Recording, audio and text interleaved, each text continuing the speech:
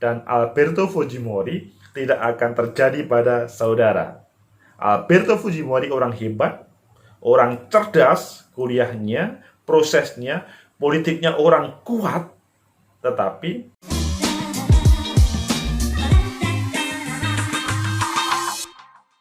Assalamualaikum warahmatullahi wabarakatuh. Selamat pagi, salam sejahtera untuk kita semua, saudara pecinta masa depan negeri.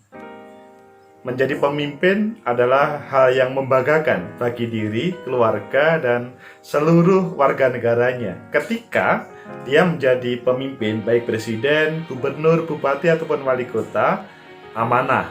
Tidak ada permasalahan dalam hal kepemimpinan, dan dia mengakhirinya dengan baik. Berbeda dengan beberapa contoh presiden yang tidak baik. Taruhlah Ferdinand Marcos, presiden Filipina pada tahun 1965 sampai 86, yang dia menyelesaikan tidak baik dalam hal kepemimpinannya. Maksudnya dia harus berhubungan dengan penjara. Padahal pada waktu menjadi presiden tidak ada satupun lawan politik yang diberi kesempatan untuk melawannya. Mobutu Sese Seko, Presiden Republik Kongo pada 1965-1997, pandai dalam hal menggulingkan rezim, tapi selanjutnya dia mendapat titel level yang tidak baik, koruptor. Sani Abacha, Presiden Nigeria 1993-1998, sosok yang mahir memimpin beberapa gerakan kudeta di Nigeria. Dia menggulingkan masa kejayaan Chief Ernest pada 1993. Jadi mendapatkannya dengan kudeta, tapi dia akhirnya juga tidak baik. Slobodan Milosevic di Yugoslavia dilabelin koruptor juga. Jean-Claude Bolivar, Presiden Haiti 1907, 1971, 1986, dia juga mendapat yang tidak baik. Pada kesempatan ini kita akan membahas yaitu Alberto Fujimori, yaitu presiden dari negara Peru. Kisah mantan presiden Peru Alberto Fujimori yang divonis 25 tahun penjara.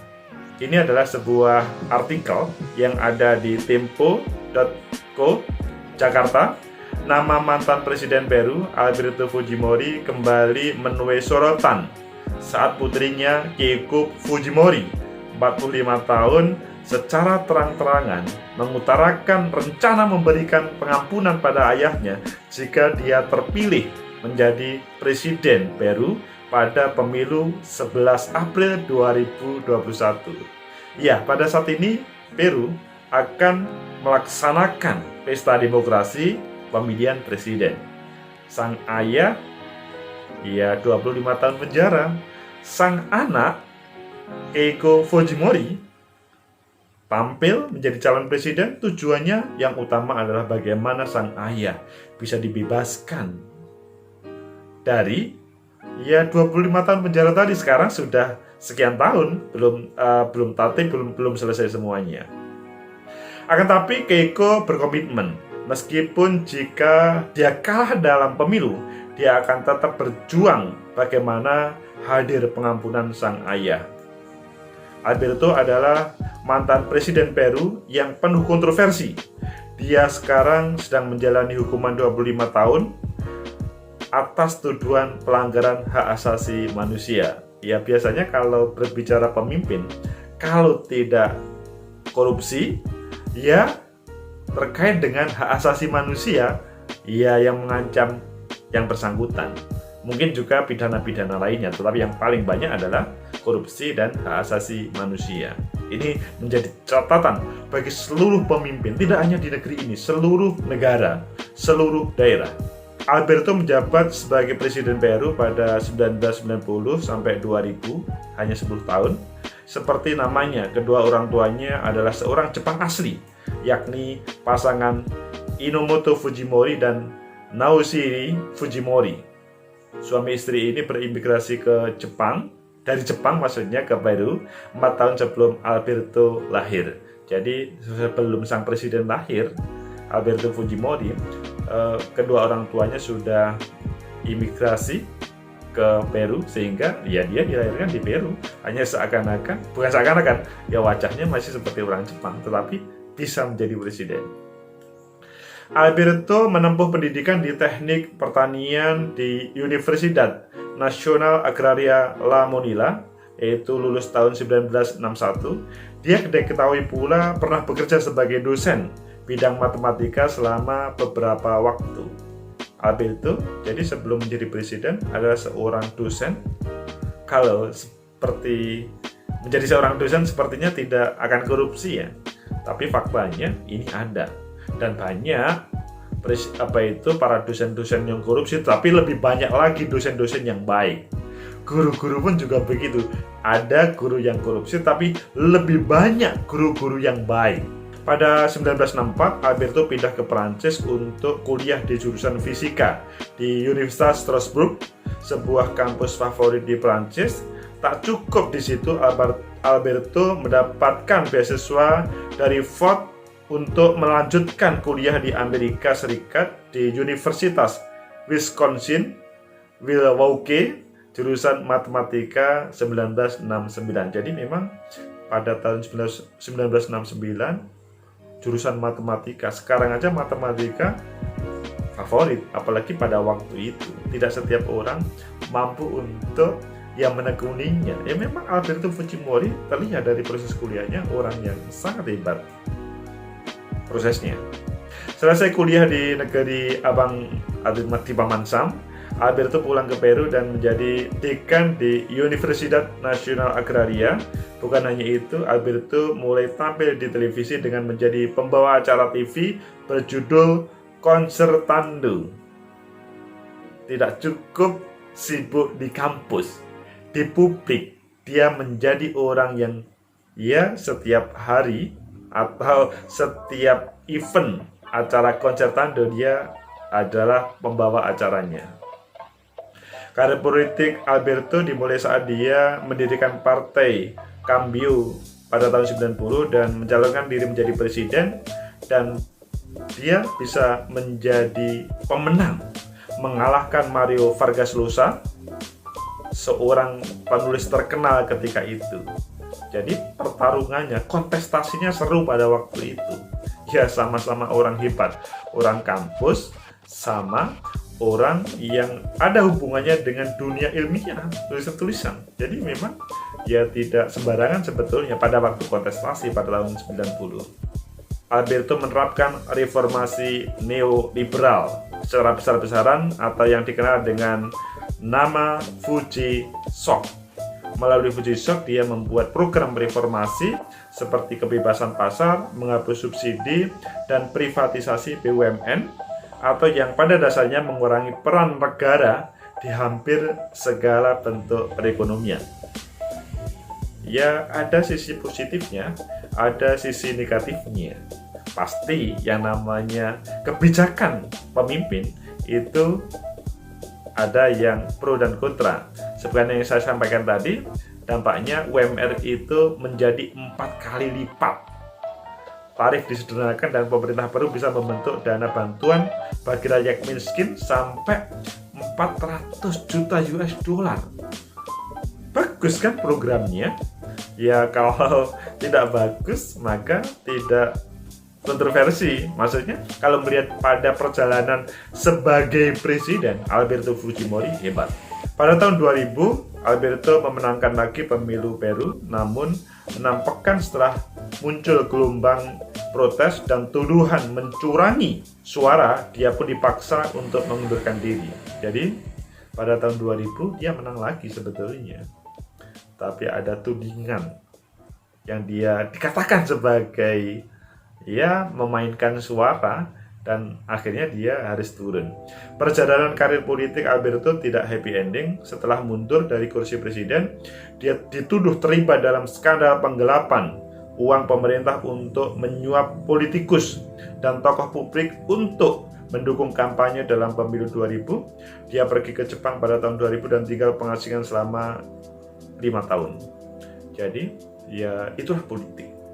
Maksudnya saling tuding, saling sikut isu, ataupun bahkan black campaign kalau prosesnya, bahkan kalau hasilnya itu adalah ya semuanya yang berbicara musuh itu dianggap tidak baik. Meskipun dia terpilih, ya masih diberi label seperti itu. Ya pasti yang terjadi di negara Peru tidak sesederhana begitu, tapi semua mendasarkan pada proses hukum yang ada di Peru. Dia lalu diekstradisi ke Peru pada tahun 2005 dan ditahan untuk beberapa tuduhan korupsi dan pelanggaran hak asasi manusia. Pada tahun 2007 dia divonis 6 tahun penjara atas tuduhan penyalahgunaan kekuasaan karena memerintah penggeledahan di apartemen istrinya tanpa jaminan.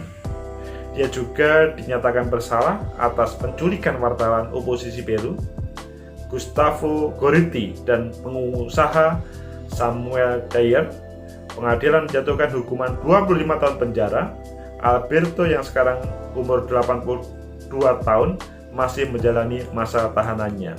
Itulah kisah Alberto Fujimori yang bisa menjadi contoh bagi kita bersama bahwa kekuasaan itu bisa menghebatkan seorang pemimpin. Maksudnya dia bisa tampil publik, menghipnotis seluruh warga negaranya, bisa memimpin dengan baik, tapi di akhir itu selanjutnya ada yang happy ending, ada yang tidak happy ending. Tidak happy ending itu ya dia tahu-tahu selanjutnya ya berurusan dengan hukum, HAM, dan korupsi, maksudnya koruptor. Selanjutnya dia masuk penjara.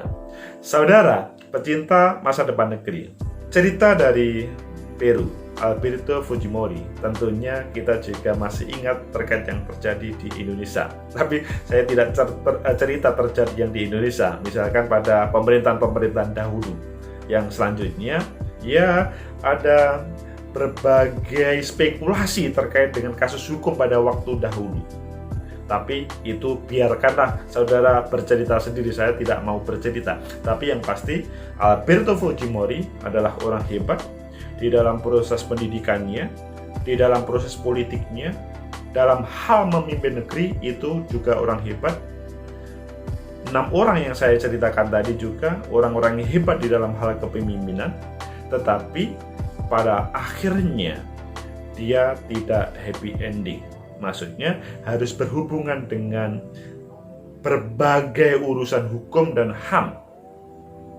Apakah saudara siap untuk menjadi pemimpin? Kalau siap untuk menjadi pemimpin, ya harus siap untuk itu semuanya tadi. Karena yang namanya lawan politik pasti akan mencari celah dari saudara pemimpin untuk menampilkan lebih baik. Karena kalau saudara sebagai calon pemimpin tidak menampilkan lebih baik, nggak mungkin rakyat akan memilih saudara. Itu dalam hal trust, dalam hal terkait dengan kemenangan. Di Indonesia itu berbicara politik uang dilarang, money politik dilarang, politik transaksional itu tidak menyenangkan. Di dalam mata kuliah juga itu tidak diajarkan. Tetapi pada prakteknya, ya tidak semuanya ya tentunya, ada hal tersebut. Politik uang masih terjadi dan selanjutnya bermasalah, baik ketika akan dilantik atau sesudah dilantik. Yang pasti kalau dia menjadi pemimpin itu karena hasil dari politik uang, pasti pada waktu menjadi pemimpin dia akan menggerogoti keuangan negara, APBN sama APBD dalam bahasa Indonesianya. Selanjutnya kalau dia ketahuan, pasti dia masuk dari kategori orang-orang yang tadi. Ya maksudnya dari pemimpin-pemimpin negara yang hebat-hebat tadi, selanjutnya dia berurusan dengan korupsi. Begitu juga mereka, 6 contoh yang kita tampilkan tadi adalah orang-orang hebat dalam kepemimpinan. Maka kalau saudara menjadi pemimpin pada posisi apapun lah, coba sadar bahwa menjadi pemimpin itu tidak untuk diri dan kelompoknya saja, tetapi untuk seluruhnya. Maka keadilan akan hadir, kesejahteraan akan muncul, dan Alberto Fujimori tidak akan terjadi pada saudara. Alberto Fujimori orang hebat, orang cerdas, kuliahnya, prosesnya, politiknya orang kuat, tetapi ada kekuatan yang lebih kuat, sehingga meskipun dia menang Pilpres pada tahun 2000, dia selanjutnya bisa diturunkan dengan proses hukum yang ada. Yang disayangkan, sesudah itu dia harus menerima 25 tahun ancaman penjara, dan sekarang sesudah 5 tahun di pengasingan, sekarang menikmati penjara yang lain. Semoga tidak terjadi pada saudara. Semoga kita menjadi orang-orang baik semuanya, khususnya yang melihat, mendengar, dan menikmati konten ini. Like, subscribe, comment, and share. Sampai jumpa.